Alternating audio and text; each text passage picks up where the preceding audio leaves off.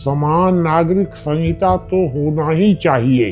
कुल मिलाकर के संविधान के बेस प्रियम्बुल जो है, प्रियम्बुल में 5 बातें होनी चाहिए।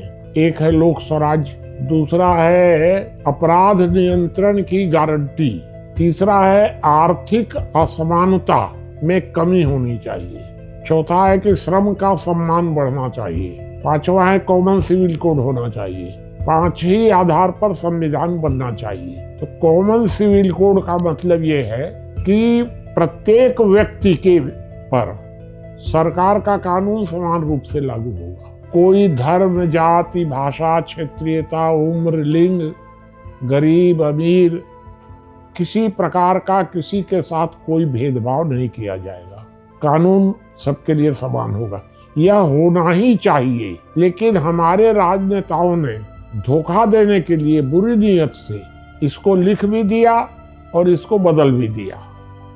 समान नागरिक संहिता को संविधान में लिखा गया है, धर्म, जाति, भाषा कोई भेद नहीं होगा, परंतु लगा करके उन्होंने लिख दिया कि बच्चों के साथ महिलाओं के लिए, गरीबों के लिए इन लोगों को विशेष अधिकार दिया जा सकता है।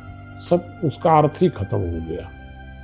इसलिए ये क्लॉज को हटा देना चाहिए संविधान से। न्यायिक सक्रियता वर्तमान समय में देखिए हुआ ये है कि सबसे पहले गलती की विधायिका ने, हमारी संसद ने, उसने न्यायालय को गुलाम बनाया 73 तक। फिर बाद में न्यायिक सक्रियता शुरू हो गई। अब न्यायपालिका गुलाम बना रही है विधायिका को।